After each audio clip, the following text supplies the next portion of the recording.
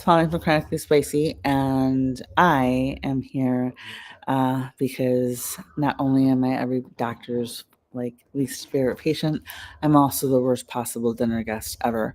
If you don't know me and you invite me to your house for dinner, I'm going to show up with my own cooler, with my own food, and my husband's going to have to very quickly explain to them, because it won't occur to me to explain it to them, that I'm not automatically assuming that his coworker's wife can't cook. Um, it's just that I am so allergic to so many things. It's usually easier for me to bring my own food the first time, until things are, we've established ourselves as, and hung out often enough that I know it's safe to eat at their place. Or if I can't, whatever. I've got one friend, she's amazing. She will cook. She'll have a Christmas party and she'll be people with every allergy known to man out there, and she's got like everything labeled with ingredients and everybody can eat and it's safe and nothing's crossed. It's amazing. She's the only person I know who can do that. Me, you don't want me at your house. And if you're a doctor, you probably don't want me in your office, because I even am bored, with all of this. I'm working on building my my complete allergy list, basically itemizing my taxes for my physicians, because it's a stupid list. And when I say stupid, I mean I'm already at over 150 individual allergens just from the 5 main that I'm allergic to. And that's a series I'm building on YouTube also too, as I put the allergy list together. Um, Side note: if you carry Epi, um, there's a reason that the doctors prescribe two. That's why they come in a packet two, and that's also why you're not supposed to separate them, because sometimes the first pen isn't enough, and sometimes they misfire. All right, from VeryWell Health, this is Latex Allergy Foods: What to Eat and What to Avoid by Dr. Daniel Moore, MD, updated December 5th, 2023, medically reviewed by Savilis Hapel, MD. And if you hear background, that's Fooster Gaming on YouTube. He's one of my daughter's favorite gamers. Hi, Fooster. Okay, I'll make sure I put a link to his gaming channel, because he's got like way more followers than I'll ever have. But just so that he knows, here's his audio in the background going, "What's this lady talking about? Why can't you hear my voice?" This is why, because this is what my daughter does when I'm researching. Okay, so here we go. Hello, everybody who's joining. Thank you for stopping by. Please swing on over to YouTube, and my goal is to pick up 5 more subscribers on my YouTube channel tonight. I want to get to 1,000 subscribers by my birthday. Okay. At last time I checked, I was at 494. I need your help to make the noise that we need to make in order to get awareness out there, because allergy and latex allergy awareness saves lives. If you live with it, you know that for a fact, or if you're taking care of someone who does. All right. Again, article published in 2023. Okay, 2023. For some people with a latex allergy, foods like avocado, bananas, and kiwi can also cause an allergic reaction known as latex fruit syndrome. In the UK, I believe it's called latex food syndrome, but same idea, because there are a lot of vegetables on the list too, so it's not just fruits. Natural latex is a milky sap from the Hevea brasiliensis rubber tree, used to make balloons, protection, mattresses, and many medical and dental products. Latex allergies can cause symptoms that range from a mild rash or a stuffy nose to life-threatening anaphylaxis. Um, let me. I'm gonna. I'll go back and critique after. Let's just finish reading. Many foods contain proteins similar to those in natural latex. An estimated 30 to 50% of people with latex allergies have a cross reaction to foods with these proteins. This article explains why this cross-reactivity happens and how to identify latex allergy foods. It also lists some foods and latex products that some people with latex allergy reactions also have to avoid. I will share personal experience and thoughts after I finish reading. Okay, symptoms, reactions, and signs. An allergic reaction to latex can range from a reasonably mild itchy rash on the skin to the severe and systemic effects of a potentially fatal anaphylactic shock. This reaction can happen immediately, or for certain skin conditions, you may experience a delayed response of up to 48 hours later. There are two types of latex allergy: a classic allergy, which is a full body immune system response. The other only affects the skin, which is contact dermatitis. Quickest way to explain that is I have full body reactions. Um, I have two or more systems affected at the same time. I could sound like you need a rescue inhaler. I can be getting rashes all over the place and hives. My fingers swell. I get disoriented. Um, I might accidentally eat a tamale that was wrapped in a banana leaf because my Mexican booty forgot what a corn or what a corn that Mexicans don't have corn tamales wrapped in banana leaves. So I'd never even seen one before.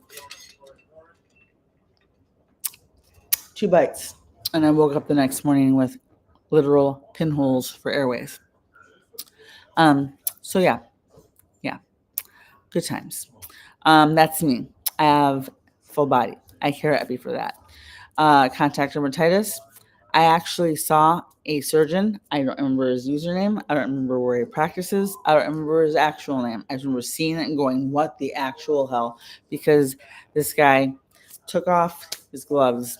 He was filming himself taking off his gloves after a procedure. Patient was already out of the surgical room and everything, so there wasn't any patient violation or HIPAA violation or anything. But he happens to say, "God, my hands are itchy after I take off my latex. Every time I take off my latex gloves after a surgery." And my first thought was, "That's basically step one allergy.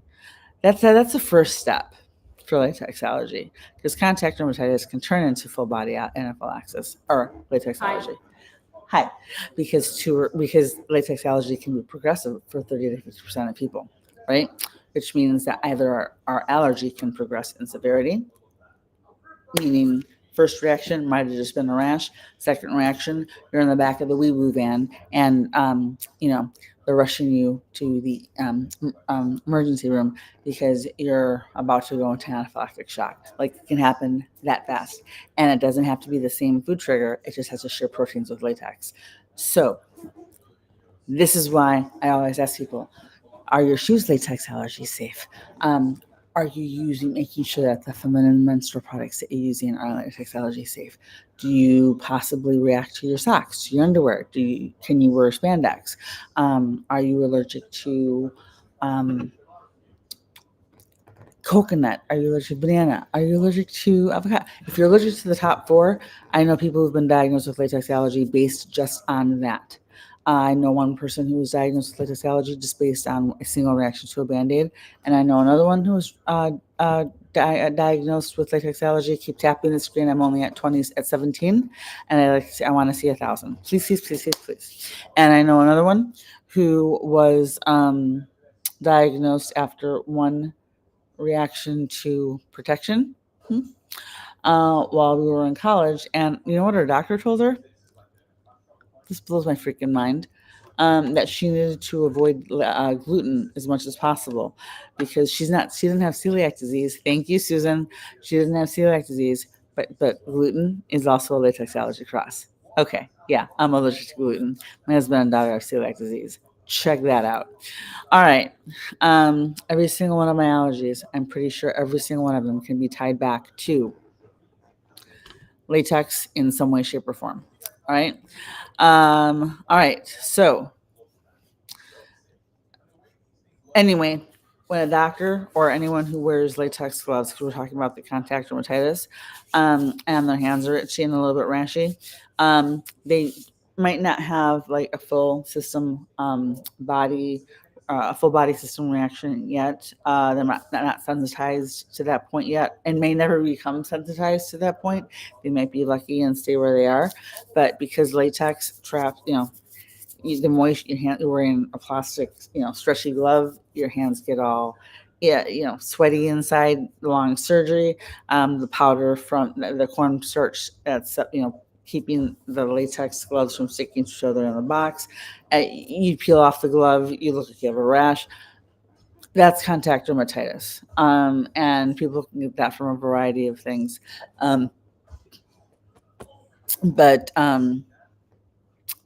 I call that the first ring on the ladder on latex allergy, because number one, uh, I wanted to ask this doctor so bad, do your patients know you're not using latex gloves in the office? Where do you work, sir, so I cannot go to that hospital ever? Um, I can't even, seriously.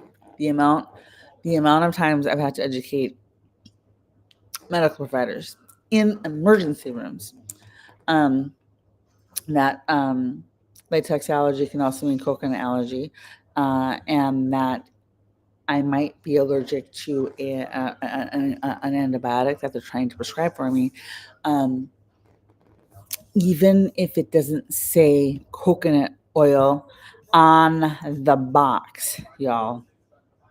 Okay. I, I just realized that I didn't have anything up for my face here on YouTube. So yeah. Um, Polysorbate, any of the polysorbates are coconut crosses. Um, do you ever have a reaction after drinking your coffee if you don't have MCAS, because that's histamine, and you're wondering why you're reacting to your coffee but you weren't before? Check your creamer. A lot of heavy whipping creams and coffee creamers contain things like guar gums, vegetable gums, thickeners. So do the plant-based milks.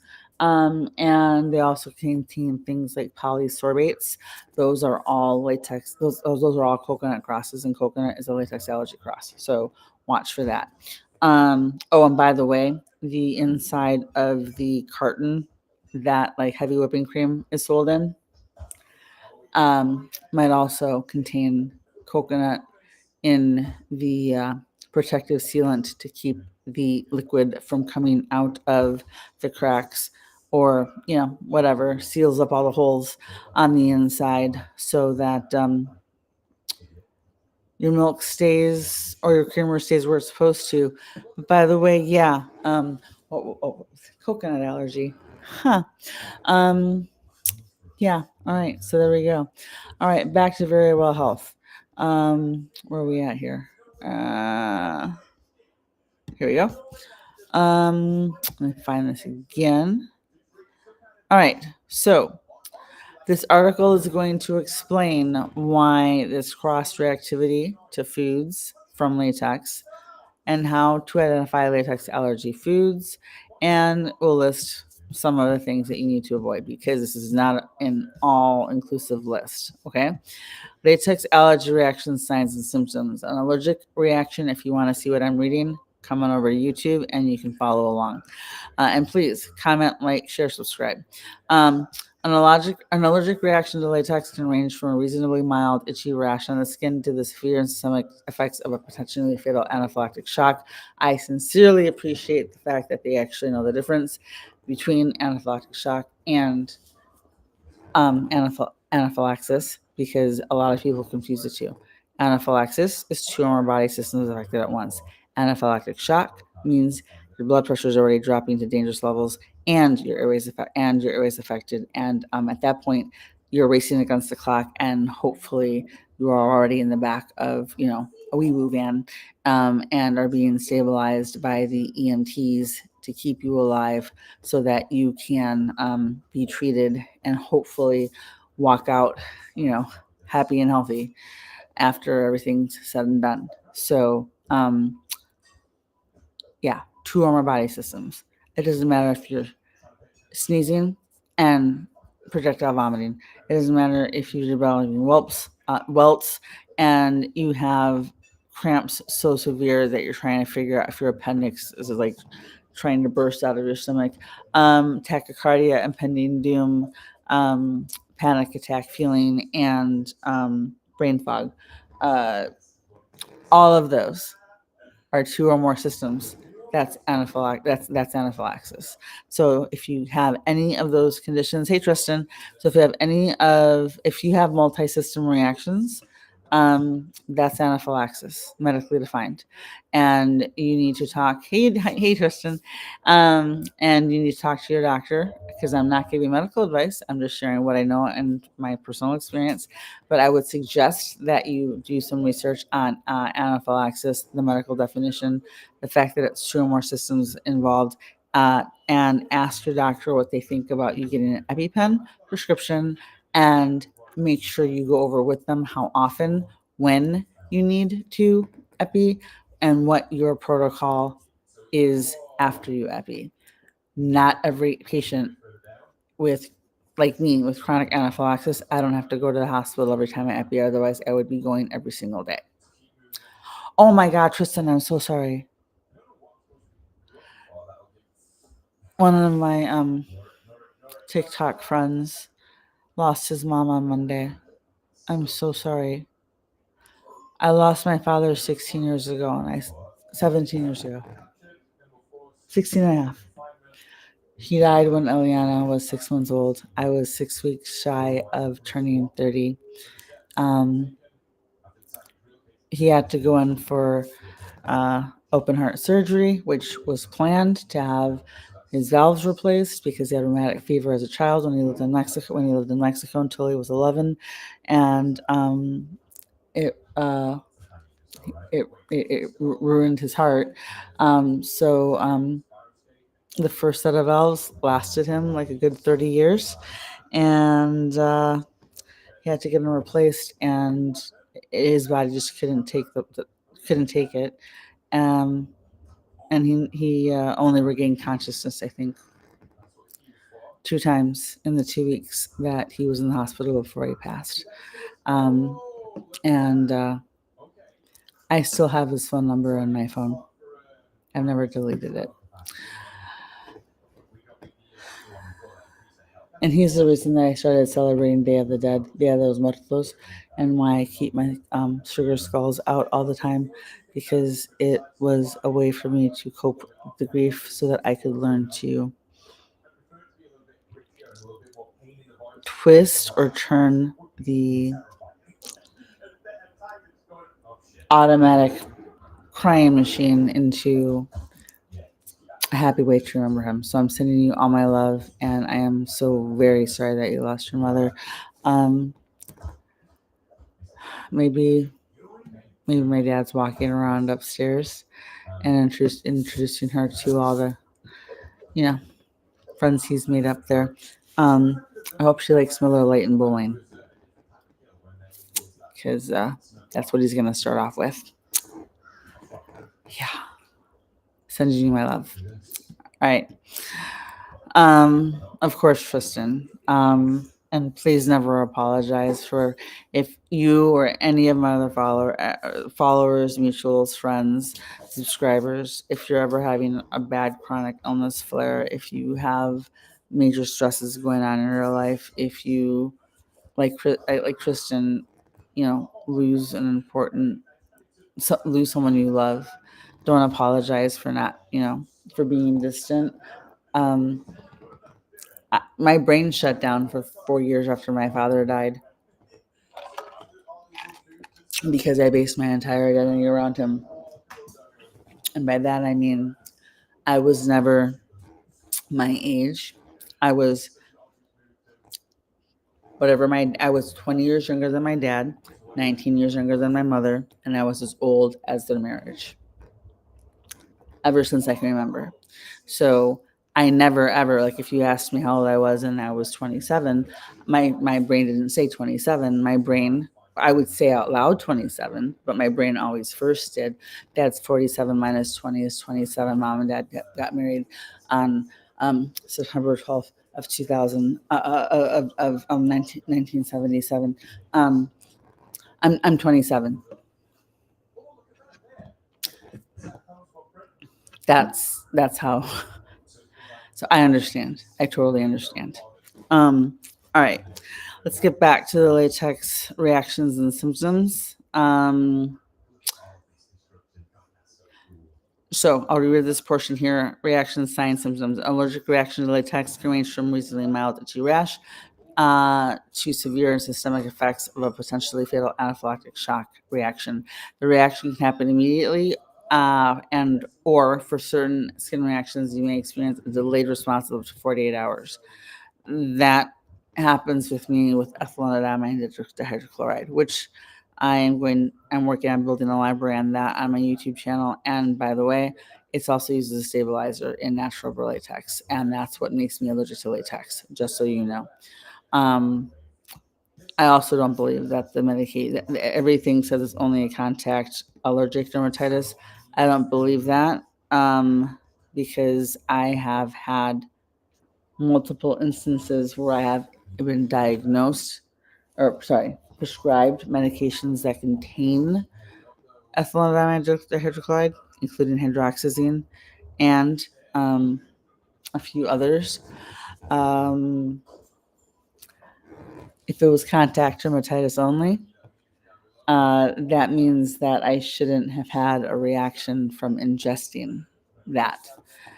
I only would have had a reaction if, say, I was, you know, dyeing somebody's hair without gloves and the dye was getting to my skin. If I was messing around with making mini kits and getting my gel nails done and couldn't figure out why everything was falling apart, that kind of thing, because mine progressed. Mine progressed and it's basically one that and coconut are my two root cause allergens. Um, so yeah, big deal. Oh, I got 2,000. Thank you. I love you guys. Okay, so latex. Here we go. Here we go. There are two types of latex allergies.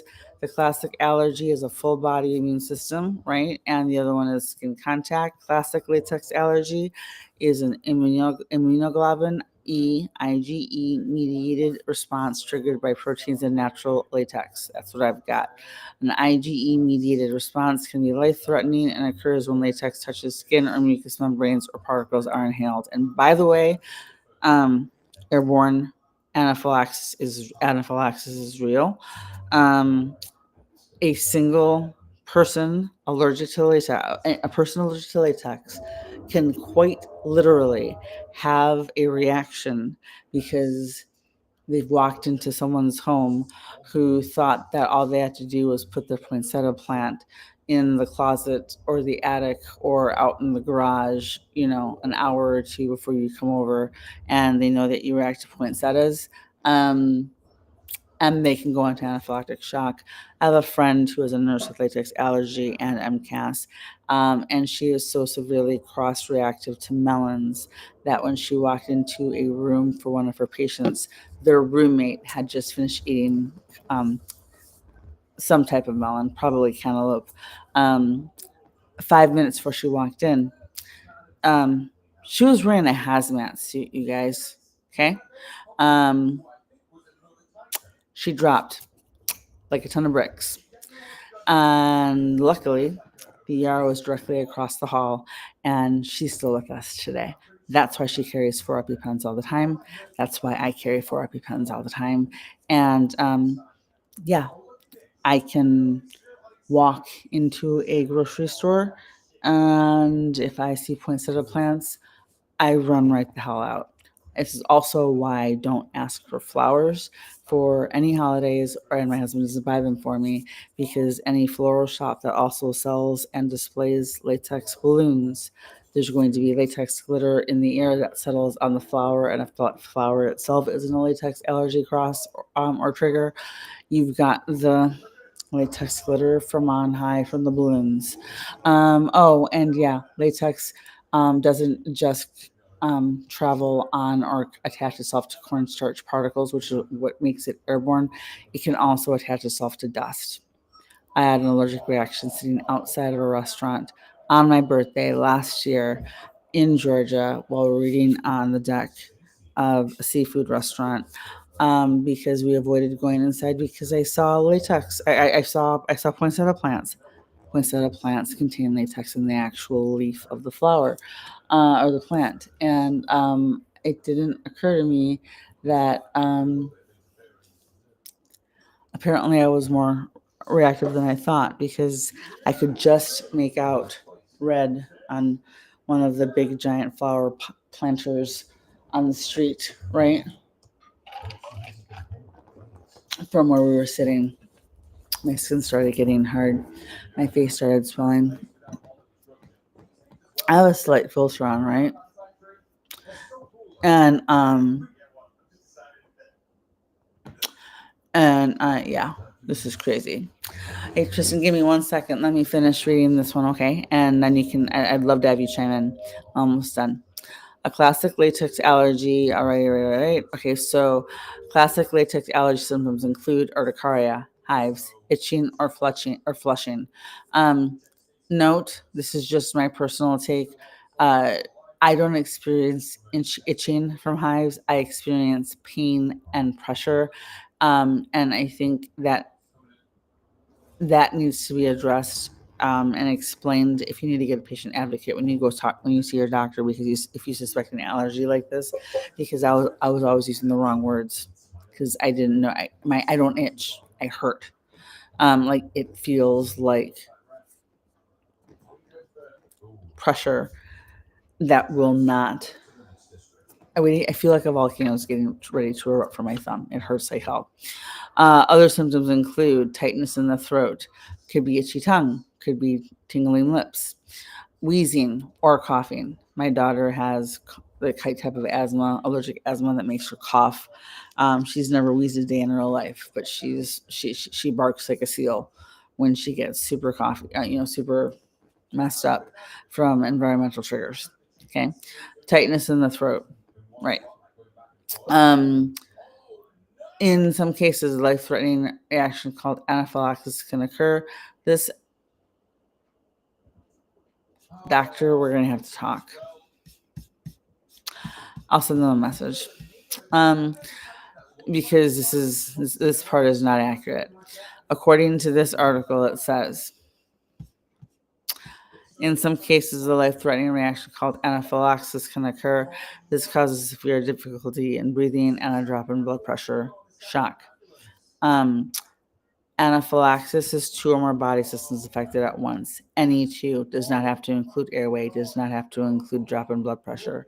It can be racing heart and brain fog. It can be urticaria and that skin and digestive issues.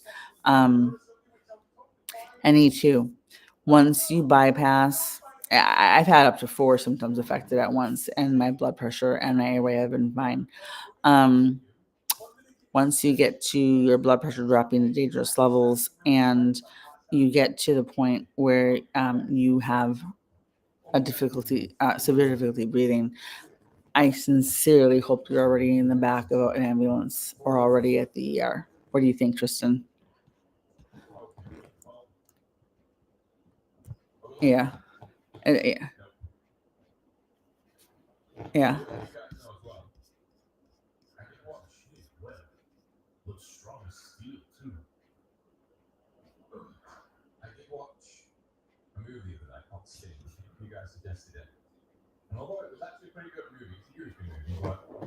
Uh-huh.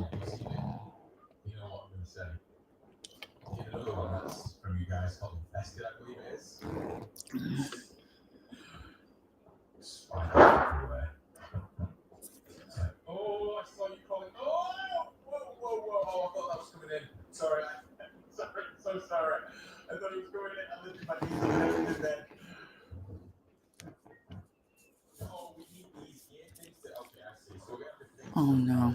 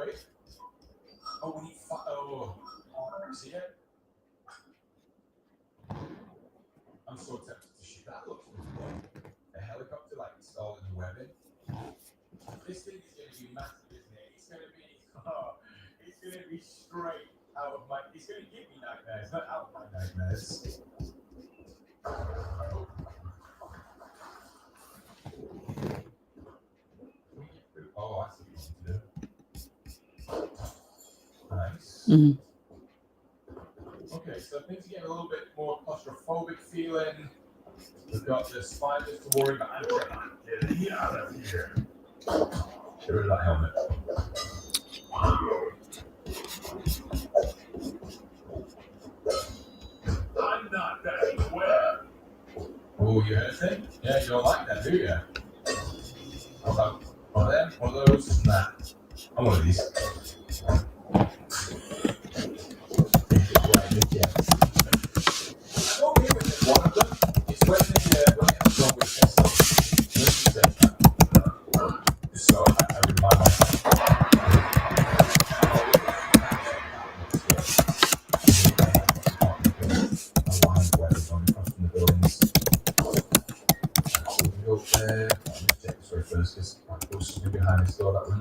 Mhm.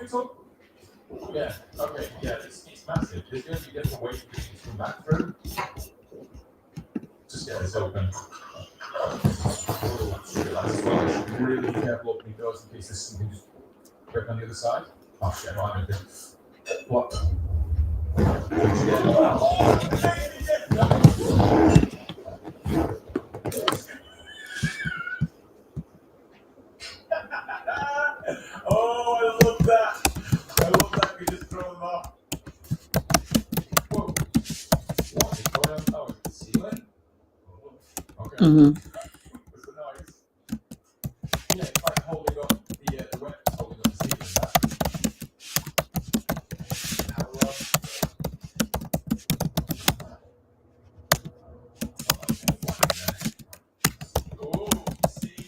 Oh no.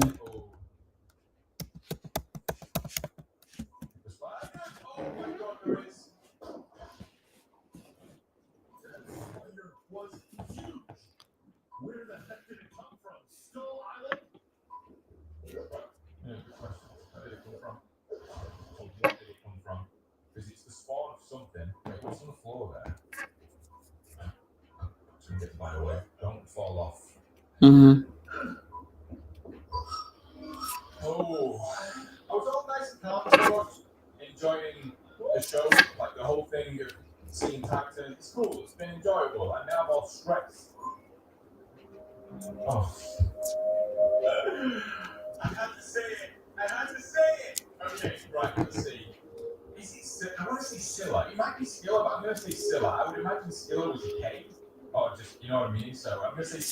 Mhm.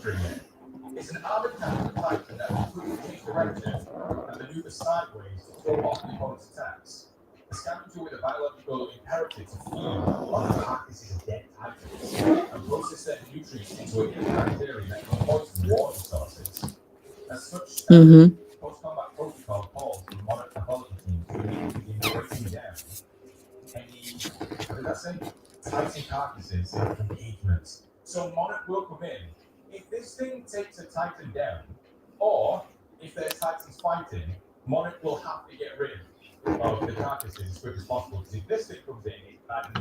Mhm.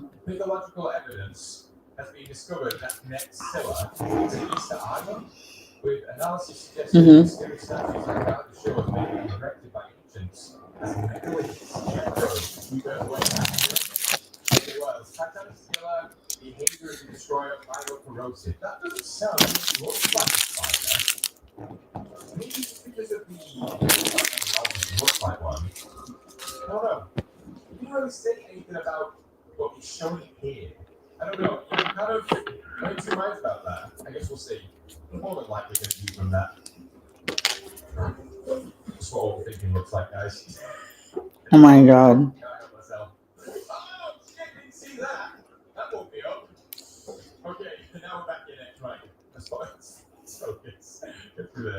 Hey, you.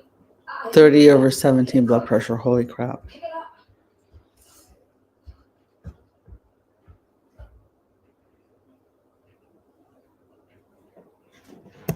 You can put it down. It's gone.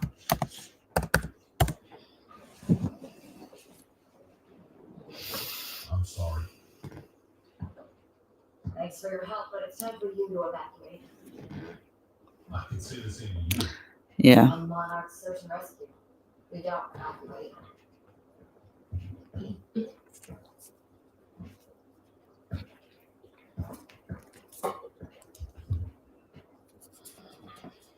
Listen, there's this kid I ran into in the residential district. You met a kid and just left him out there all Mhm. alone? I didn't leave him. He wanted to be left alone. Yeah, there are things to do, places to be. I'll get him out. Don't worry. Need to pack my Yep. things and I'll be on my way. I appreciate that. I bet you do. Mhm. I'm not in the mood to be saving you many times. Okay, that was cool, that like whole interaction. And I hate to be that guy, Anna. I really do. And I know that I hate myself for saying this, but I know why the CPR did work. Because you're doing chest compressions on his stomach. Anyone else notice that? And he wasn't awake. Look, you were doing chest compressions on his stomach, Anna. I'm sorry, we all did. Let's keep it moving. So, well, I'm gonna go and rescue Billy then. Mhm. Oh, well, thank you for staying behind, Anna. Thank you for trying to help people. That is one thing. And I'm Yeah. going to get like a little bit deep at this moment in time, but it's something that I always think about. If something like this happened, I know what you're going to say. I can smash everything, but it's any kind of emergency, the emergency services, it's expected, right? They're just there. They're expected to stay behind, look after the rest of us, and I always think about that. What I'm trying to say is I hope you're okay. Are we related? Because I have a net like Yeah. Those poor people who are so selfless, they care for other people first. They're just, it's like second nature to them. Yeah, it's expected of us. We're going to stay behind, just like Anna here. We're going to make sure you guys are okay. It's what we do. It's cool though. You guys are amazing. Let's keep going. Let's not get electrocuted this time. Don't do that. And ice. Mhm. And ammunition. Perfect. Look at the wet over there. Look at that. What is that? That's a statue. What else we got? Oh shit. Let's get that helmet on. Mhm. We got a pistol. Keep him busy then. Keep him busy. Don't do it. Yes. Mhm. That's how you do it. That's it. Nice. No, I understand. I just so everybody understands for like psychic for like I'm gonna this is an autistic analogy, which is which is how I explain things. I understand what Tristan is saying. He's not discounting SA victims. Um, what he's saying is that sometimes there are factors that can exacerbate or cause a person to believe something to happen that has happened that didn't actually happen. And the reason I know this is because I have I haven't had one in a little while, but I have what is suspected to be focal or semi-partial seizures with eventual loss of consciousness. It usually happens when I am not fully properly medicated for my mast cell stabilization meds, rescue med, and I I I hear things. I I had an entire conversation with a YouTuber who I'm not even in the same stratosphere with, that I never will be. And my daughter heard half the conversation and was like, it's like you were on the phone the whole time, but you weren't. And then, yeah, so yeah, I understand what you mean.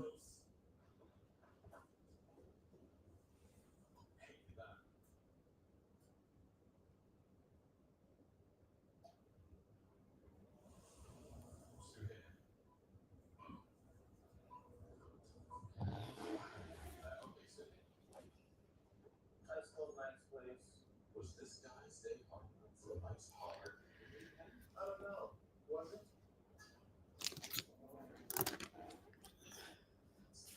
This kind of like level, I guess. What is that? What is that? Hmm? This entire level has a few of Mm. the ways that we're going to have to go back in there and see how our stuff gets into the levels. So this might take a whole minute just to kind of go through that helmet. Let's do it. There we go. So if you hit right, so stay staggered. Oh, that's so nice. Are you Mexican? Okay. Oh,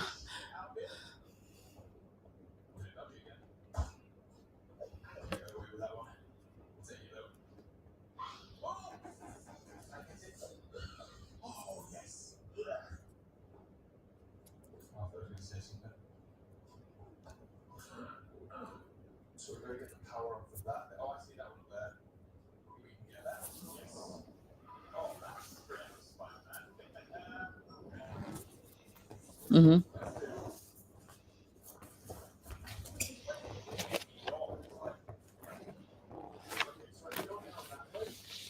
Mm-hmm.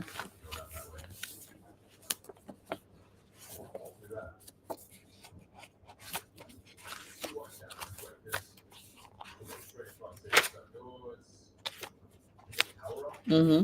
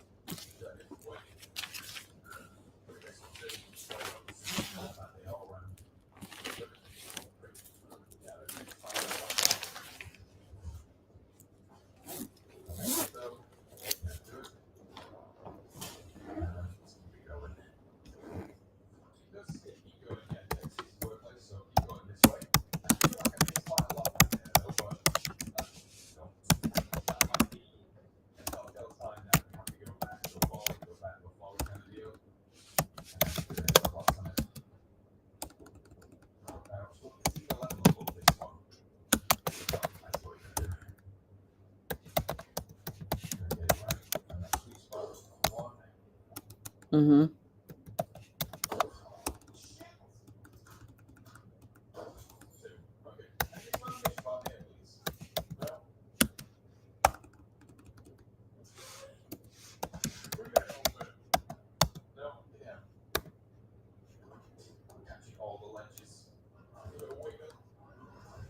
Mm-hmm.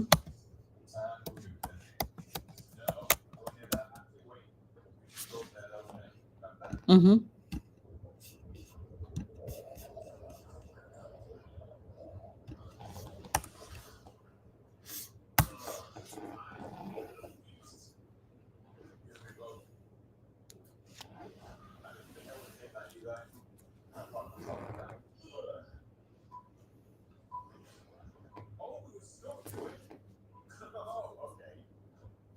So where the hell are we going? Yep. Exactly. Oh, okay. You don't put it like that. I definitely heard something there. Oh, my! That was my leg. 100% spider leg. Nice one. You couldn't tell. Yeah. Yep. Mm-hmm. Can you have your other one? Oh, yes. Well, usually this one from the seat is the last thing I need. Oh, I'm reading this way. Oh, I see. So, drop it down there. Yeah, I don't know, like, who this guy is, but the strength that we have and the stamina just to keep going. I'm fine with it. Absolutely fine with it. Not going to complain. What we're doing is working. Go on. Yeah, nice.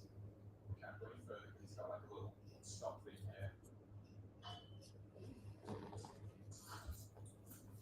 Yeah. I understand that. Very dead, he's not open. We got dessert to get through there. We'll bring this back. And go there. Oh, yeah. Okay. How many do we need? Go through there.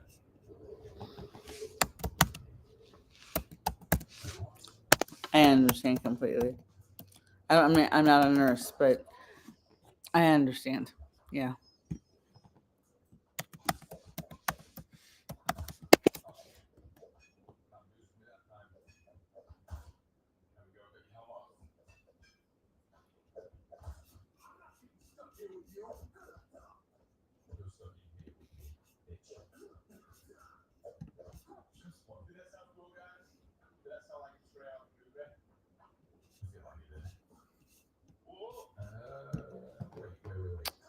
Yeah. And then we'll take that off. I don't know why we would take that off, but it's off. Another one of the gears or cogs, whatever. You can ball again. Yeah. What is with those weird noises, honestly, like. My mother hasn't been able to set foot in the hospital that my father passed away in. It's been 16 years and 17 years. And it's the same hospital my daughter was born in. 6 months before he passed away, just a separate, obviously, wing of the hospital. My dad died 16 years ago, and I still haven't been to see his grave since he passed. Mind you, I am not in the same state, but every single time we've gone home to visit, I just can't do it. I know when he passed away, I forgot how old I was, right? And every time the topic came up, anytime somebody asked me how old my dad was, I would get this panicked deer in headlights look at my husband and be like, and he was like, you're 30, you're 20, you're 31. And it took a while because my brain was still doing the math, the dad math, the autistic dad math. And I had a hard time when I hit 31 because I was suddenly older than my parents' marriage. I had a hard time when my husband was getting ready to turn 50 because my dad passed away 6 months after he turned 50. So for like 6 months, I was like, okay, I have to pay attention and make sure he's good. And he's not, he has same issues, but just the things you connect, right? I understand. It's hard. And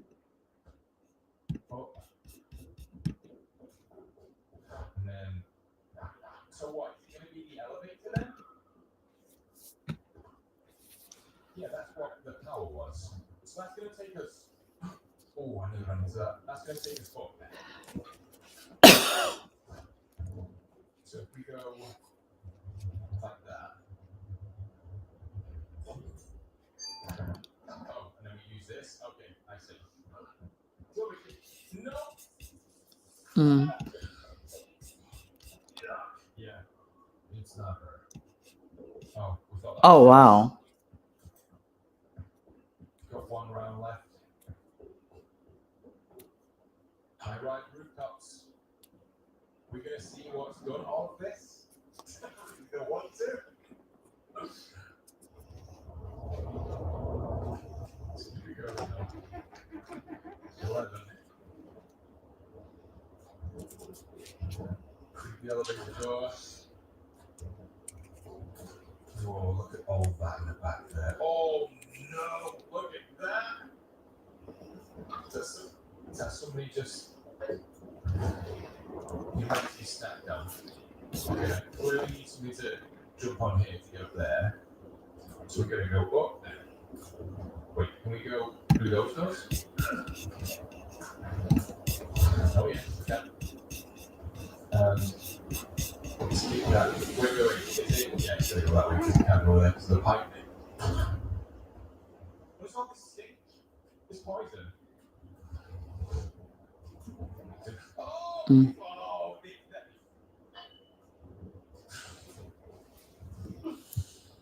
right, guys, you know? Oh. Yeah, I'm not taking any chances. I don't care if I need the bullets. I do not care. Oh, look at that. Oh, no, this is so bad. Yeah. I can't even imagine. Oh, yeah, I'm not even going to say it, so it's going to freak me out. You know where I'm going with it, right? How bad that would be. Get in there. And then what? Yep. Stop poking off. Press that. Okay, we need to get the power up. Um, I'm standing everywhere for these spiders too. So before and when my dad died, I'm the oldest. I'm Mexican American, first generation, oldest daughter. I was, I was one of the first things that was told to me by one of my tios, one of my uncles, was, make sure you take care of your mom. And she never had a driver's license. She never it's not that he wouldn't let her. She just didn't see the need for it. Um, she never wrote a check on her own. Like when he flatlined, um, her legs gave out on her, and you know, uh, I saw it coming, so I had to like break through like an entire sea of Mexicans because half of Mexican town in Detroit was like in that room. We were that stereotypical Mexican family, um, and there was we, those who aren't Mexican. We have a very dark sense of humor. It's like a lot of people do with chronic illness and in certain jobs, but it's just part of our culture is dark humor. Um, and There was one point where right after the doctors told us, his vitals were fading, and that they couldn't open them back up again because they had already opened them up twice, once for the original surgery, and then a second time because he wasn't responding well, and they were trying to fix things, and that fix didn't work, and they were like, so a doctor took me and my husband aside and was like, I understand that you've got half of Mexican town in here. That's great. That's fine. Call anybody that you need to call now because I don't know how much longer he's going to last. And we can't do anything when he flatlines. We can't even, what are those called when you shock the heart? Um, we can't. There's nothing we can do. There's absolutely nothing we can do. when he flatlines, he's gone. And so the reason I preface that with the Mexican dark humor thing is because I wrote an essay. I wrote an essay about this, and I think I'll have to do a read on it. My friend Tristan's mom died on Monday. He's a nurse, and he goes back to work on Sunday. Tomorrow's her funeral, and I think he says he thinks he's gonna have a really hard time on Sunday because that's probably when it'll hit. So I'm trying to just help Melissa my lap. So anyway, this is where the dark humor comes in, okay? Mind you, my family is my family my my family is my father and my grandfather, I think, were the only two in the entire family that had never become, they were permanent resident aliens. They'd never naturalized as American citizens. But my father, my mom, and dad had plots next to each other at the same cemetery next to her parents' plots. They died when I was 10 months old, so I don't remember them. And so he was buried here because he lived here since he was 11. And anyway, long before he was, buried and finally got that nap that he always joked about. I'll sleep when I'm dead, so he would say. I was like, all right. That whole night, as because I couldn't hear, and I was trying to call the entire staff at the Mexican restaurant that I worked at for 20 years as a second job, the owner of the restaurant, one of my aunts who was out of town, who was like, well, do I need to come back? Is like right now, like, is he gonna be okay? And I was like, woman, you knew he was going into the hospital for the surgery, and you planned this trip anyway, and you went on it. So, I'm just letting you know what I was told by the doctor, and if you don't make him back in time, I'm not the one that put you on the plane to begin with to go on your vacation, so you can deal with that. And so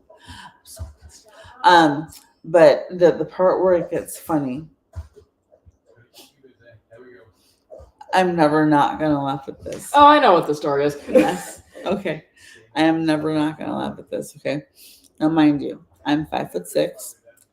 All of my sisters, I have one sister who's like 5'5", and I have three sisters that are like 5 feet tall. Okay. I'm as tall as the average male in my family, and so I'm standing in between two of my younger sisters, arms around like each of their shoulders. Two of them are standing in front of me, and my husband's standing behind me with his hand on my shoulder and everything.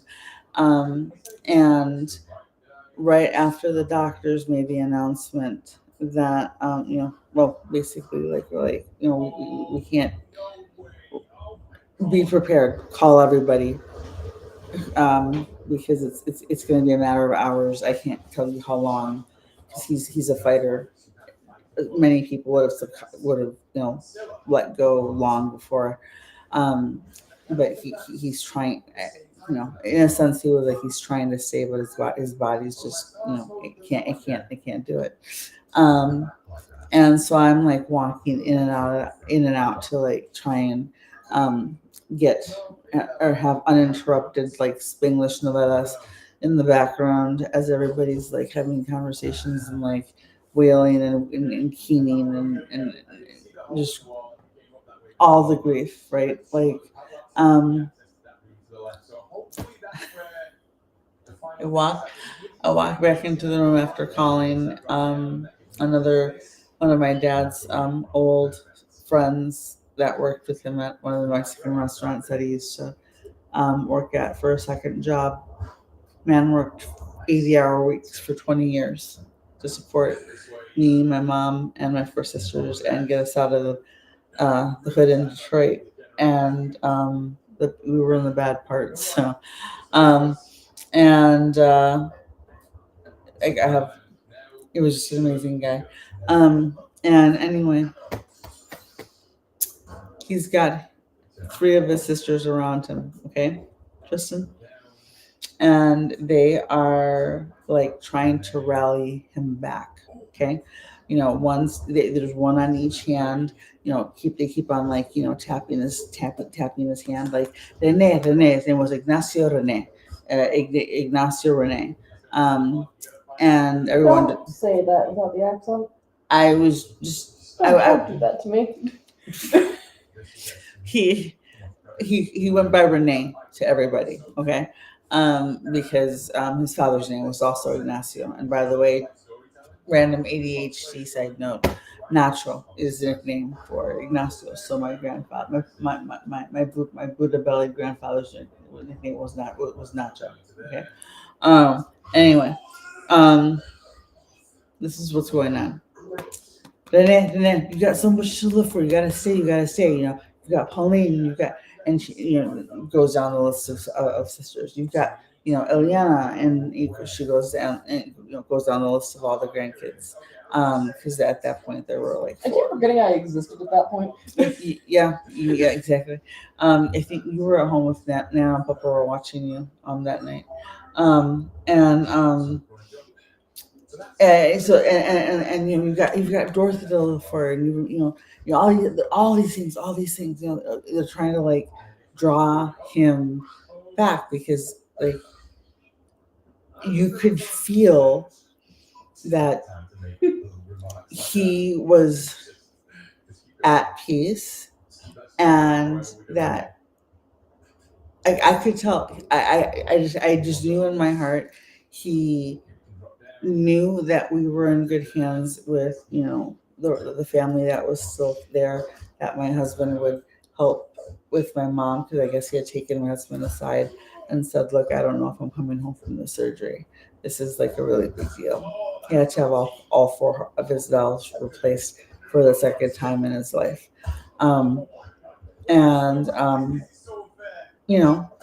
He wasn't in his 20s anymore the second time it happened. So that's kind of a big deal.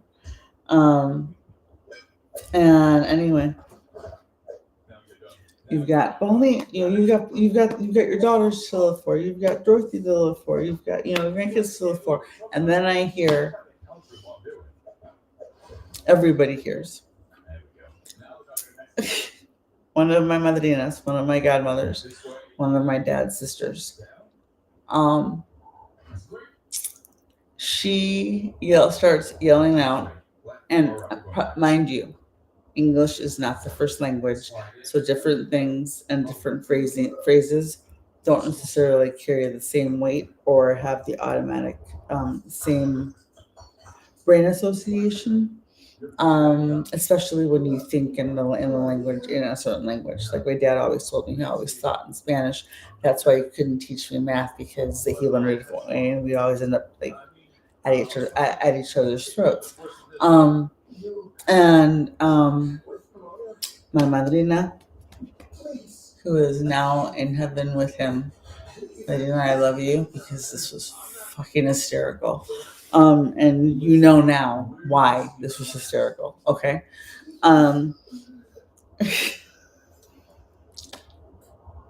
Room goes almost completely fucking silent when my madrina says, Rene, look into the light.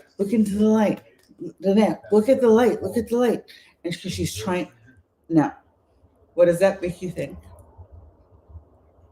Right? Automatically. When I saw the light, and Jesus was there, she was trying to tell him to focus on the giant orb of like sun that was like directly over his bed, and if you looked up was completely freaking blinding. and she was trying to get him to focus on something, trying to, but she yells out, look into the light, look into the light, look into the light.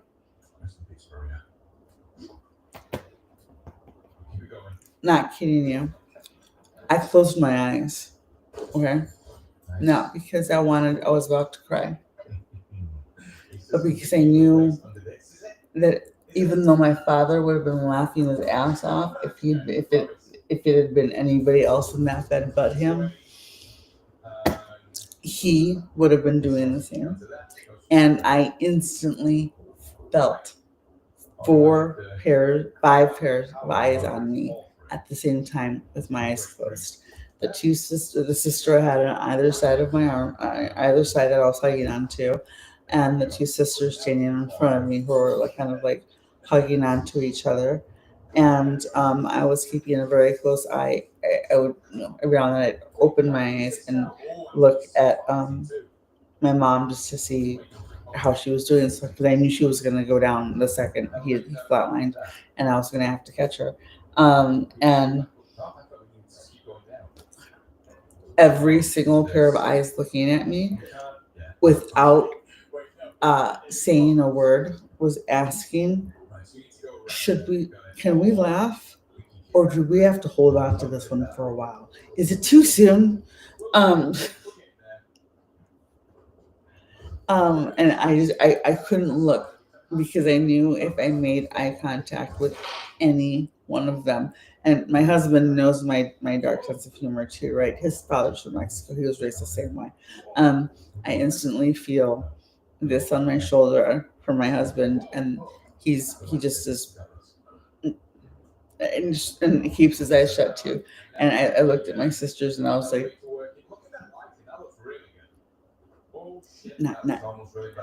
not yet. No, okay, all right. So everybody took their cue and just let it go. But I remember walking out of that room because I still had to call after that happened. And he was still holding on. I had relatives shouting out names and giving me phone numbers of other people that I should try and call and see if they have time to get up there. And luckily we were in a pretty central location for the hospital, and relatively close to a lot of people. By the time he passed away, there were probably 75 people, and were shoved into and taking shifts in the waiting room and in the actual room and pouring out into the hallway. We were breaking every single. We were the Mexican soap of telenovela for the night and breaking every protocol, but nobody said anything. Bless them. And I went outside because I had to, I literally, I'm at the doctor. I'm like, don't fuck with me. I need the truth. Do I have 20 minutes? Because does he have 20 minutes? I have to go outside. I have to make a phone call, and I had to call one of the sister that had decided to go on vacation knowing he had the surgery coming up. And I have to let her know that the doctor is flat out he's not going to survive the night, right?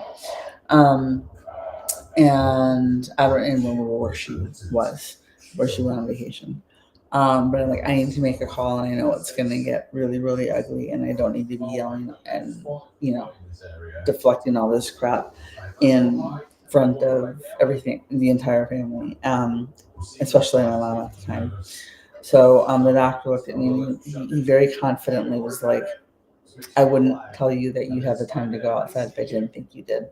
I've got your number. If you see a number pop up on your phone when you're talking to the relative you need to call, and it's this number, please pick up immediately, because that means I was wrong and you can run back up. But I feel confident that you have at least a few hours, okay? And I'm like, okay. So I go outside, and as I'm walking outside, I looked up at. I don't go to church. I just talk to God a lot, okay? That's how a lot of Mexicans are. And I looked up at. I'm walking out of the hospital, or out down the hall, and I don't even care that people are watching right now. And I looked up and I'm like, Dad, seriously? You have never listened to your sisters in your life. You've never listened to me, and you've never listened to my mom.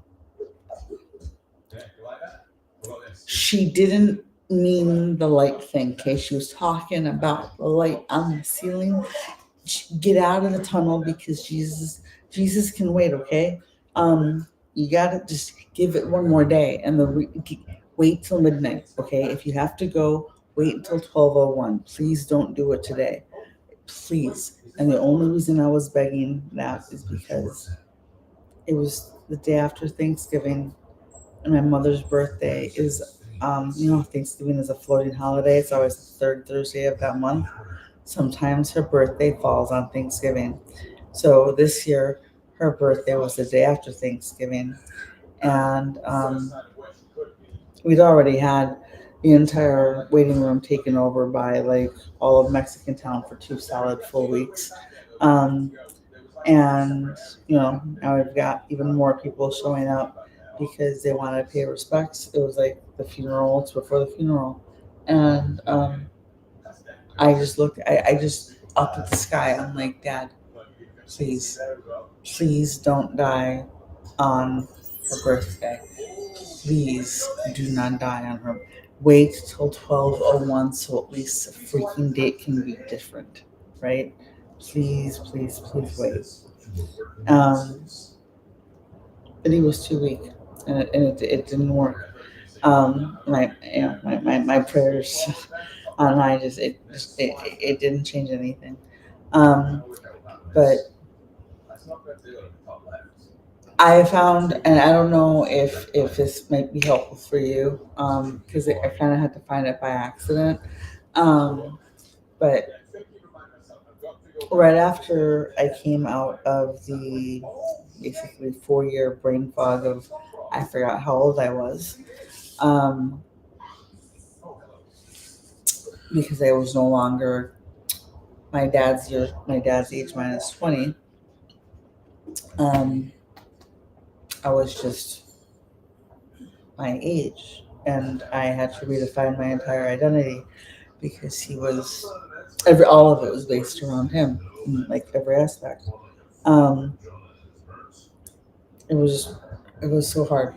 But anyway, that's why when Eliana was around 5, I started celebrating Day of the Dead with her.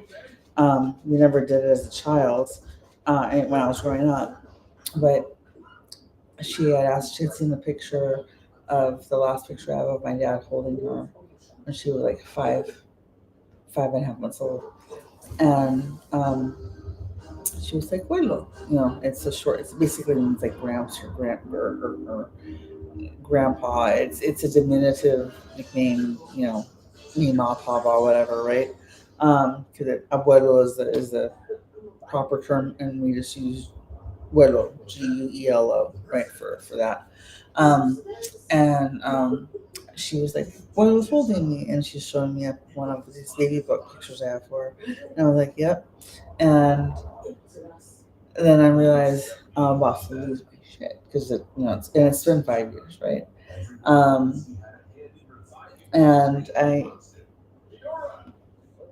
a friend of mine was like, "You know what? You need to start practicing celebrating Day of the Dead because you need to switch the negative.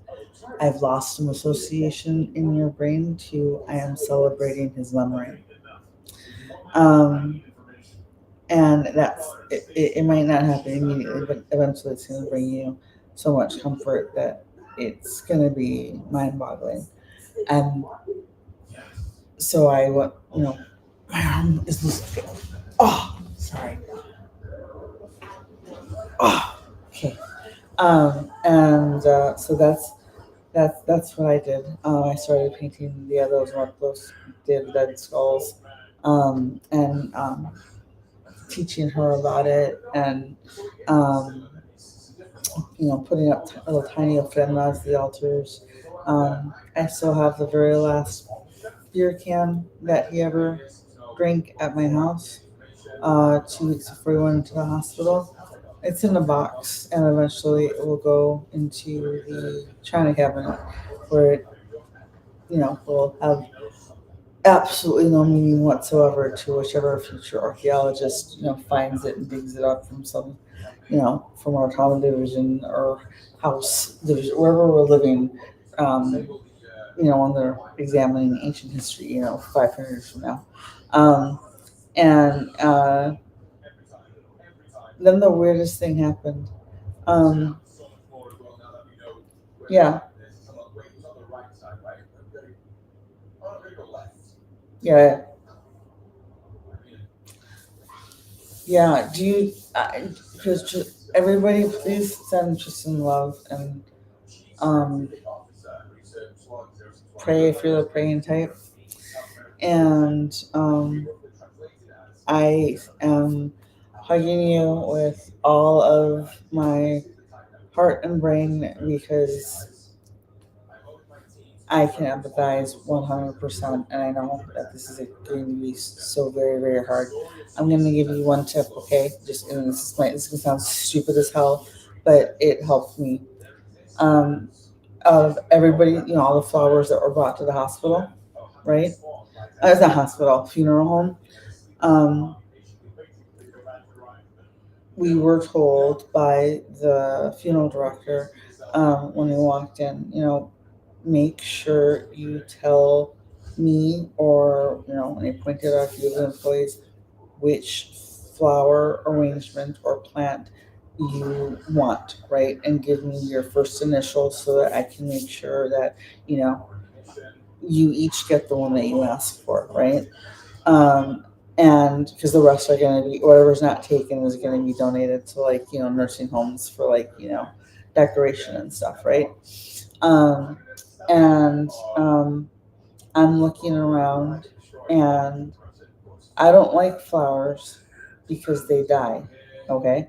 I paint flowers because they don't.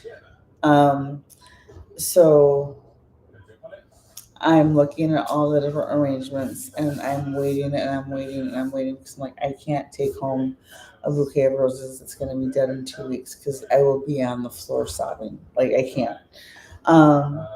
And finally, I was like, because in comes in the delivery of another another arrangement, and it was just a green plant. I forget what kind of plant it was, but it was just a plant, just greenery and a few babies' breath for the extra little oomph, right? But it was basically just a giant house plant. And I'm like, that's mine. That's the one I want. And I got the funeral director. And my mom was like, why'd you pick that one? And I said, because this one isn't going to die. And it's going to be around for as long as we take care of it. No, I don't have that plant anymore because we weren't going to try moving it cross country 4 times. My mom does, but she still has the plant. And that is, if you can find something little, carry something small, think fidget size that you can fit in a pocket, that makes you think of her, that belongs to her, or belongs to her, you know what I mean? A ring, something that you're not going to stab your finger on by accident in your pocket. Just something you can just for the mental connection and the physical contact. The day that my dad's funeral, I put on a brand new pair of black slacks I had bought at the mall the day before. I didn't even carry cash then. And I pull the pants on and I feel something in the pocket and I'm like, what the hell? It was a beer can tab. I walk in my husband's room. I'm like, did you put this in my pocket? And he goes, I can't even drink the beer. Why? What? He has to like, why would I? He goes, and he just looks at me. He goes, your dad was stopping by to let you know everything's gonna be okay. And it's okay to miss them, but everything's gonna be okay. So if you can hold on, if there's anything, if she's got a handkerchief, if she's got, a ring that always made you smile when, that you associate with her, anything at all that you can take with you and carry, like in a inconspicuous place, whatever, you know what I mean. Um, and just for that physical reminder, and you can still feel um, her with you, you know. Um, that might help with the funeral, and that will and I hope it will most definitely help your first day back at work, because um, that's going to be very, very hard, and I will be praying. I'm not even the type of person to be like, I'll pray for you on a regular basis. Um, I, but I will. I will. I'm thinking of you and your mom, and I'm 100% fully convinced that she is up there right now, and my dad's teaching her how to add lime or lemon to a Miller Lite, and then top it with salt, and play and then basically play drunk bowling. Um, and she's having a good time now. That's what I'm thinking. Yeah. I been thinking about you, and I appreciate you, and I'm so sorry for you and your entire family's loss. I'm sure your mother was an incredible person, and I am sending you all of my love, and I message me if you need to talk. Um, yeah, I appreciate you, and make sure. I don't know how. I've never been a nurse, okay, but when you walk in on Sunday, just let them know. Listen, my mom just died on Friday, or Thursday. I'm sorry, yes, Thursday, right? Her funeral was yesterday. I'm back at work to take some out of sick days. If I happen to lose my shit today or start crying because I hear sad music, or because somebody walked by wearing the same perfume that she used to wear, or because the freaking vending machine is out of Twix bars, just cut me some slack, please, because I've got a lot on my brain right now, and that advocate for yourself too. Like, to get your work done, do what you got to do, care for your patients, and leave the personal outside in the car as much as you have to.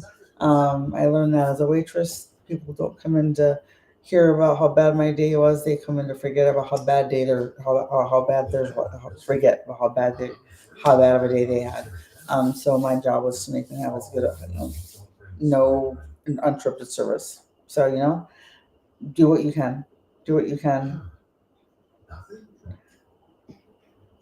Sending you love, Tristan. Thank you for hanging out, and I'll be thinking about you tomorrow. Okay. Oh my goodness, 1 second. That was unexpected. But Tristan, a second, sorry. Hi. Tristan has been following since I joined social media, and I couldn't let that one go. If I had realized how long he was going, and I don't mind, if I hadn't realized how long of a conversation that was going to spark, I would have asked if I would have sent him just a link to the restream for everybody to be able to hear. But at the same time, I also didn't have a chance to ask him if he would have been okay with that. And the difference between obviously, sharing with a mutual with a relatively small group um, on a live versus let's broadcast this on YouTube to potentially like whoever may pick it up if it makes any kind of waves. 1 second.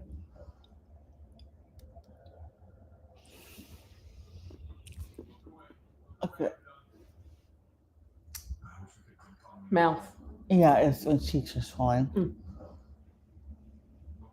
FYI, anybody with MCAS, if you're autistic or ADHD or have trouble figuring out like how to explain or understand, then you might need to medicate.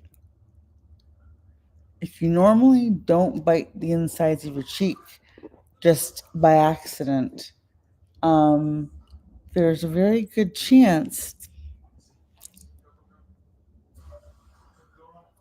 that your lips, inner and outer cheeks, are starting to swell.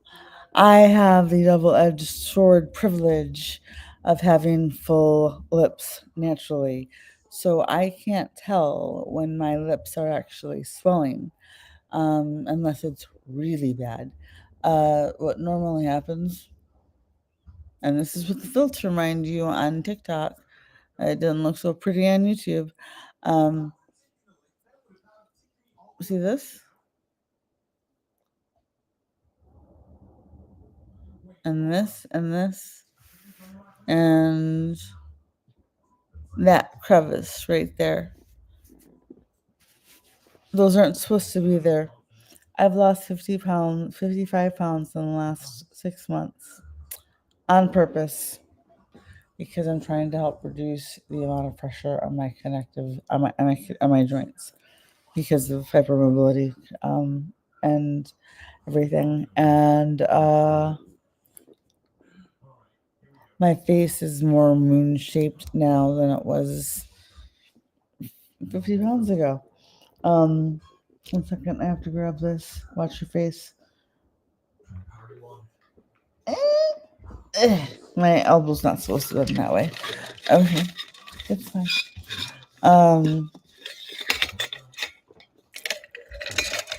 Oh, good lord. I forgot to double check with Tristan to find out if he has to confirm if he has mast cell or not. I forget. Shall we? I try not to chew ice on lives, but emotions,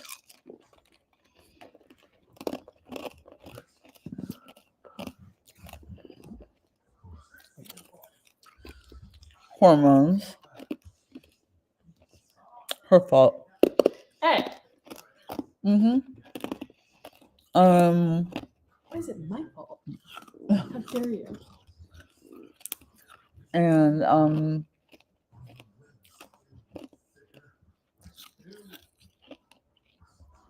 what I used to think was just an autistic stim, chewing the ice,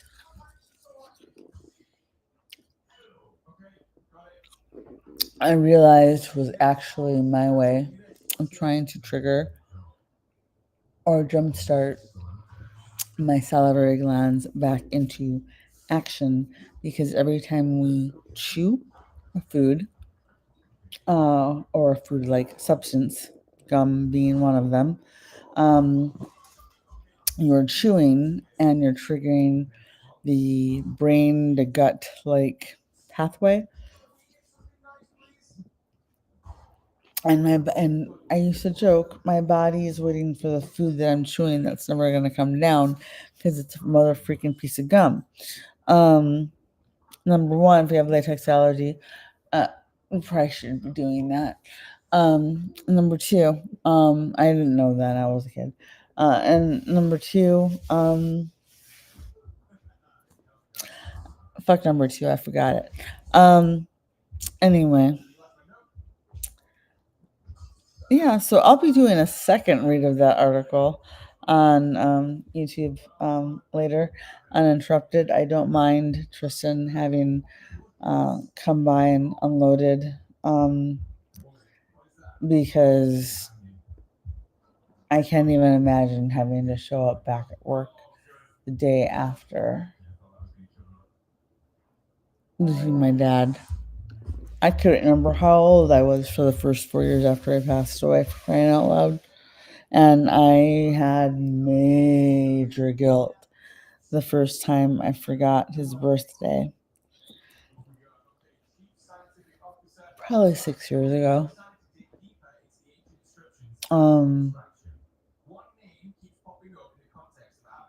But I still have his phone number in my phone. And I haven't deleted it. I read, I think it was from Lad Bible or one of those popular like meme sharing like positive blog post type publications. They're on Facebook and everything.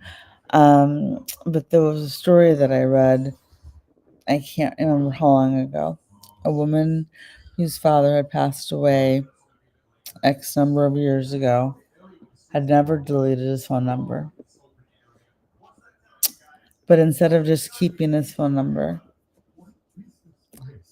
she'd been texting the number the entire time with updates about her life. Hey, Dad, I know you'd be proud. I graduated. I'm just giving an example because I can't remember exactly like what was stated. I can see the article. I just can't read the words. They're too out of focus. I have semi-partial photographic memory. My phone's going to die. I should probably charge it. Yeah. You gotta. Sorry, I didn't mean to like put pressure directly onto your thigh. I am, however, sitting on you, so. Ow. And then you put your hand down. Okay. Did you want me to get up or not? Just go. Okay, thanks. Don't. You put your bag. You need to watch, open your eyes. Okay. Sorry, I'm upside down. So yeah. Anyway, what was they? Oh, cheeks swelling, that stuff. Yeah. No. Ish. No, that's swelling too. Hey Elle, how are you? Yeah, this one took a turn I wasn't expecting. But like I said, I'm never gonna turn away a mutual with whom I have been connected to for a very long time. I think Tristan was one of the first accounts to follow mine when I started sharing my experiences. And grief is it's a bitch. But this woman, that's what I remember. This woman for like something like 20 years. Give me 1 second.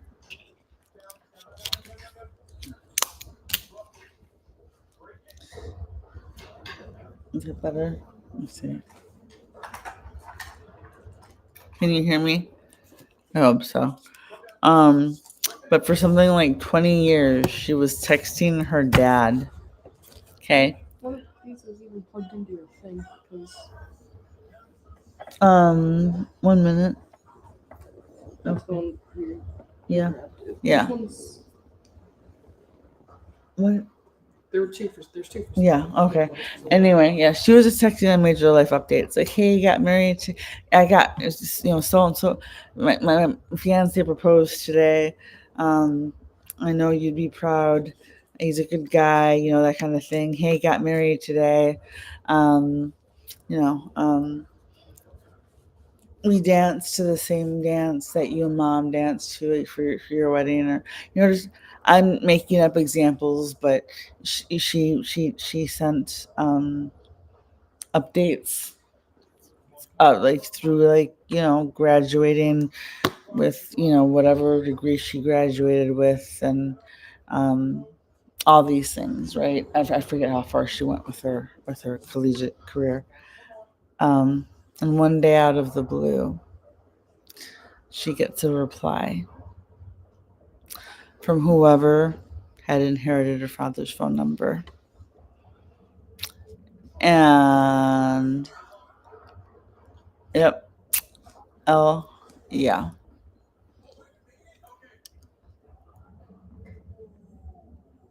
I found this.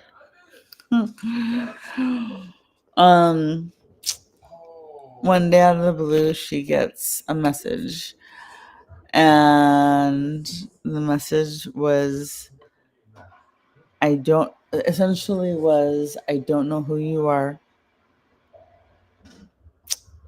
but I'm assuming I inherited your father's phone number, and I may never have met him, and I may never meet you, but I am sure he would be proud of you and the person that you've become.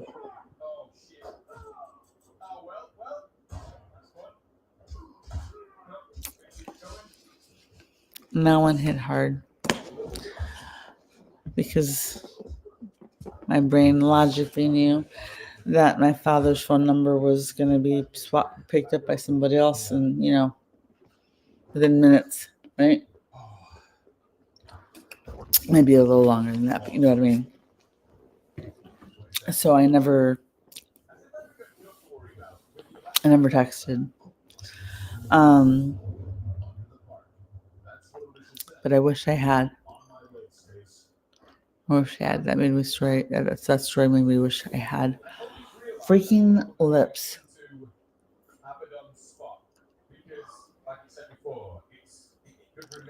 That's completely freaking swollen.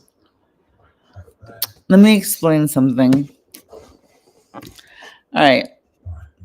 First of all, if you happen to be watching or see this on YouTube, I will be rereading the article probably tomorrow. I'm going to leave it open, and I will reread tomorrow because obviously the stream took a little bit of a different unexpected turn. I was not going to tell a grieving friend that he was not welcome to share, and then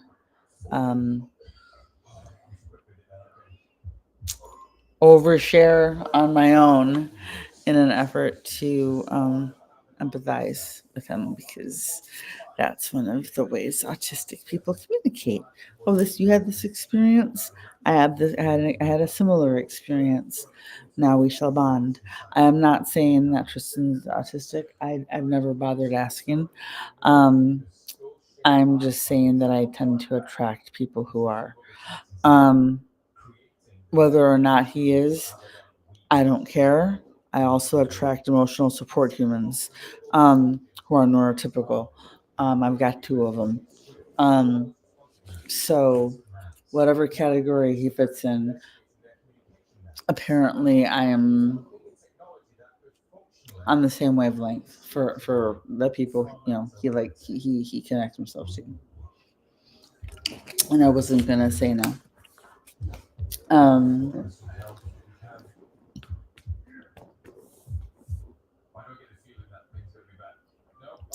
Yeah.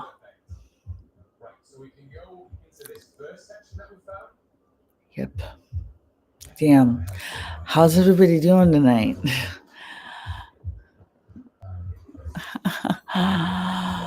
Whew. Okay. All the feelings. 1 second. By the way, mass cell activation syndrome can be triggered by feelings and emotions, whether or not they're good feelings, bad feelings, emotions. If you exist, you can have a reaction. I had someone try and correct me the other day when I did I shared one of my on this day memories, um, in which I did kind of like a sketch thing where I was like, so what are you allergic to? Me, everything and nothing. Response. Want to run that one by me one more time? Me. MCAS means they can have a reaction to anything and everything at any given time up to anaphylaxis. So, yeah. Response. So, what's your biggest trigger? Me. Existing.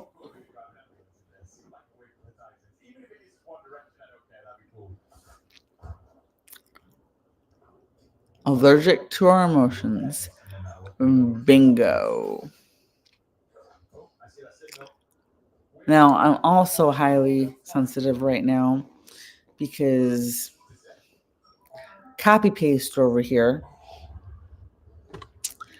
decided she was going to start her period today or last night. We didn't sleep, by the way, until you went to bed at what, 2 in the afternoon? I think And I went to bed at like 4 in the afternoon. I got about 3.5 hours of sleep. Because neither one of us can sleep before she starts her cycle. Me because I'm reacting to everything. I think I had probably 4 anaphylactic reactions, low level. Okay, grade 1, anaphylactic reactions. 2 times I was able to get it under control with MCAS stabilizing meds. Had to use my rescue med, and then I waited till after midnight, and then I epied when I needed to, because I always have a reaction after midnight, and that's usually why my brain's like, body can't sleep until you've had the last reaction, because you need to make sure you've actually waited for the last actual reaction, kind of like when you're watching. This is totally autistic too, but this is why I don't get up at the end of a movie until all the credits is rolled. Number one, I want to make sure that I know every single actor who played every single character or voice acted for every single character. I still remember every single, almost hell, Jodie Benson and Christopher like Day Lewis, Christopher Daniel Day, I think.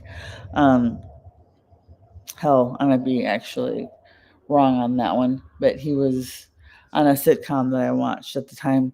The guy who was Prince Eric in Little Mermaid. I saw that in the movie theaters like 10 times. And then when like movies started like adding like little Easter eggs like in the trailers, like to see who, if you stayed long enough, you might get a tip. I'll look not up at the screen right now. And Yeah, it's waiting for that Easter egg that's gonna pop up on the screen um, when the credits finish rolling, right? Um, I forgot how I was gonna tie that together to what I was talking about because my lips. 1 second, let me see.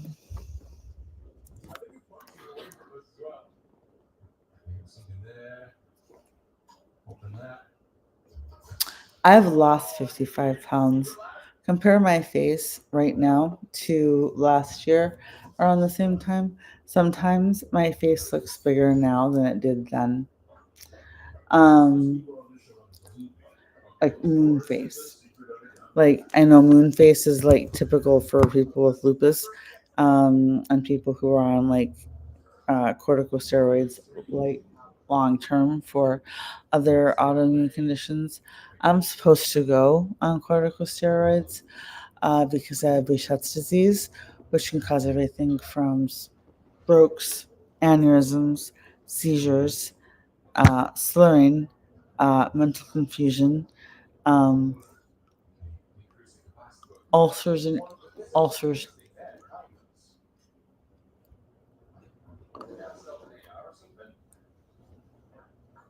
Literally, my cheeks feel like they've been lined with gauze for a dental procedure I don't freaking remember having.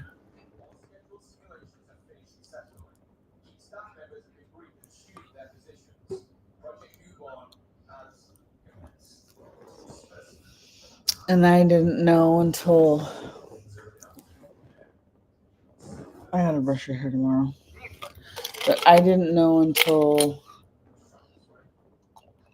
and 3 o'clock in the morning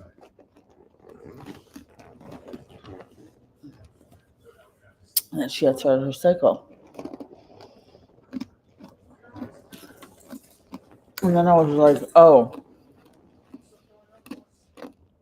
that explains everything.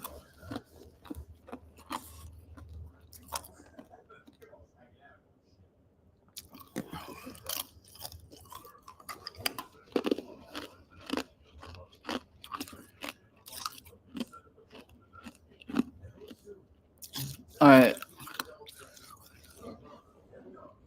Give me 1 second because I know YouTube, I'm cutting this stream and I am I'll decide later if I'm keeping it up. But right now I'm going to end it and then I'm going to do a second read on that article without interruptions and then I'll go back to the chat. Chat, everybody over there, please. I need YouTube engagement because even if I hit 1,000 subscribers tomorrow, I have to have 4,000 watch hours in order to be eligible for monetization. And I will tell you this right now. We might have a huge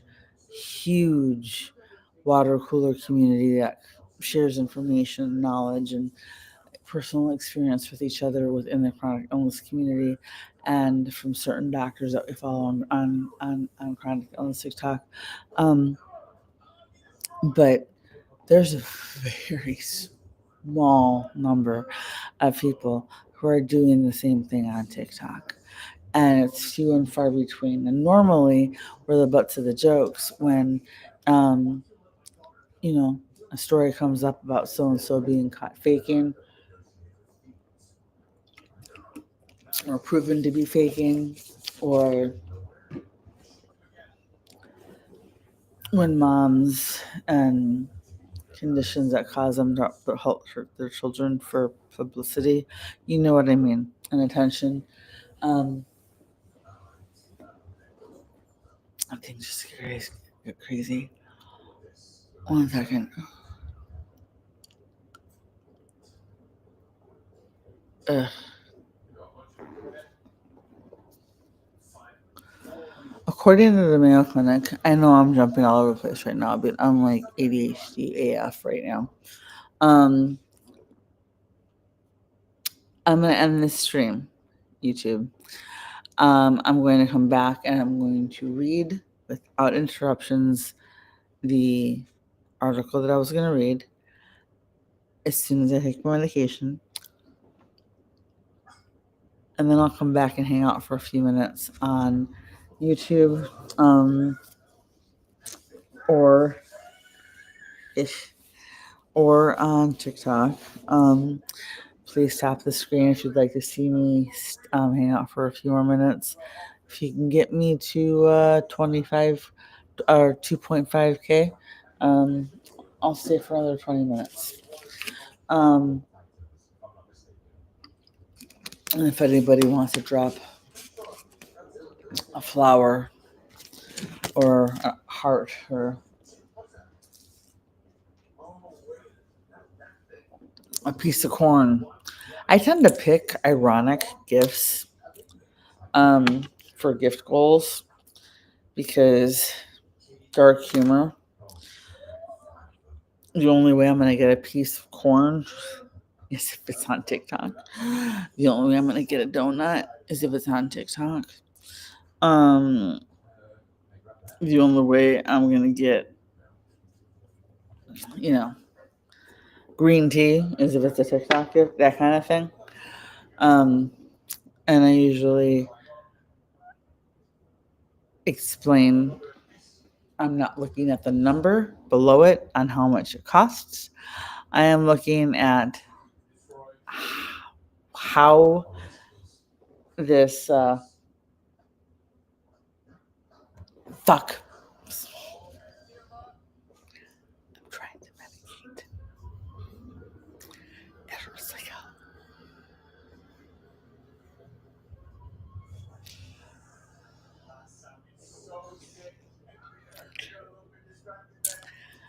I pushed a baby up my hoo-ha without any medication 17 years ago because I react horribly to freaking and anesthesia. And my friend, who is an anesthesiologist and was pregnant around the same time I was, literally told me, number one, pregnancy is as traumatic to the body as being in a major car accident.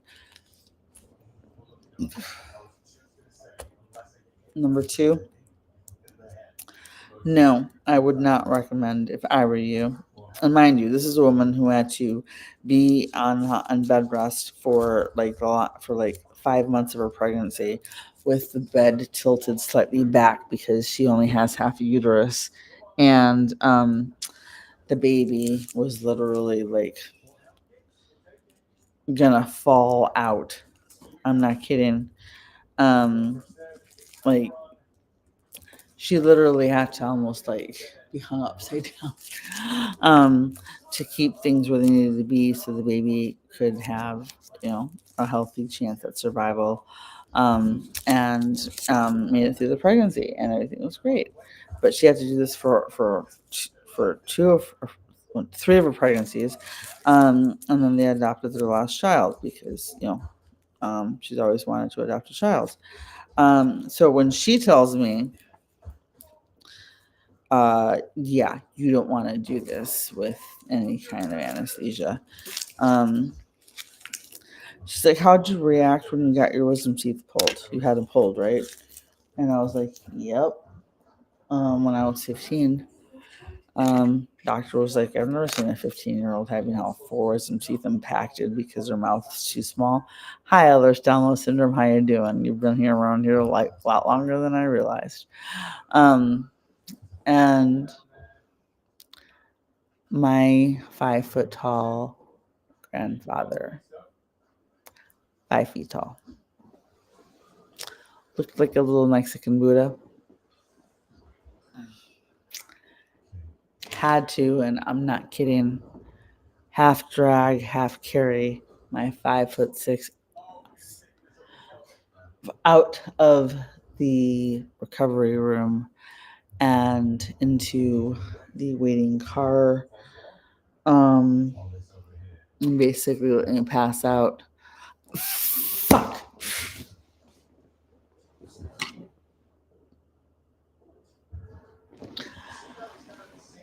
You guys, when I need to actually, like when I'm like at my most like, oh, you are super reactive right now. It hurts the most to give myself the medication.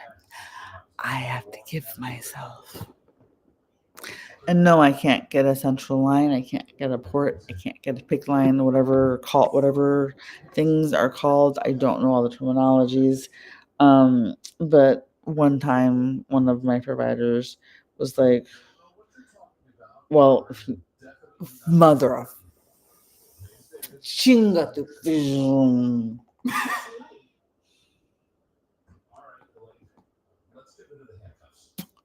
Okay. Anyway, what was I saying? I don't know.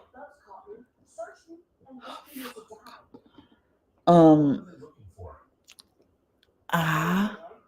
Just shouting, where is it? Over and over.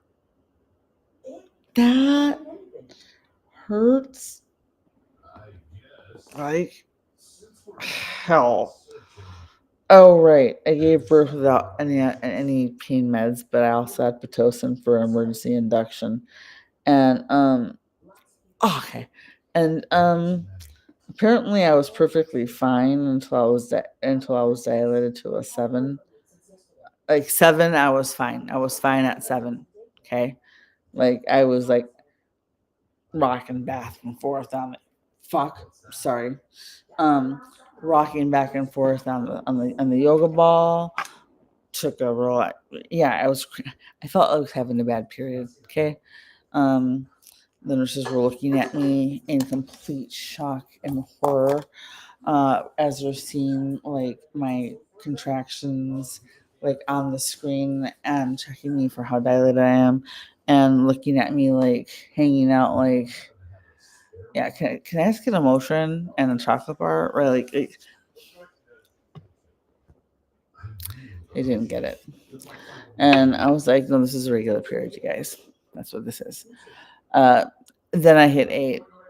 And I'm pretty sure everybody who was considering trying for a baby that night decided to go home and adopt cats and buy plants instead. Because I don't react well to anesthesia. And apparently I'm not very quiet. All right, YouTube. I'll be back in a minute. I'm going to restart the stream. And it's just going to be the article read. And I will answer questions if you have them. And hang around for another 20 minutes if you want to get me to 2.5K on likes.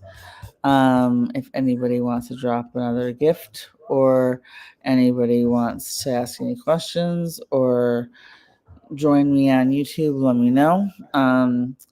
But first I'm going to do this article read. I will read questions after, and gifters and subscribers will get priority. If you want to check out my Patreon, you're welcome to.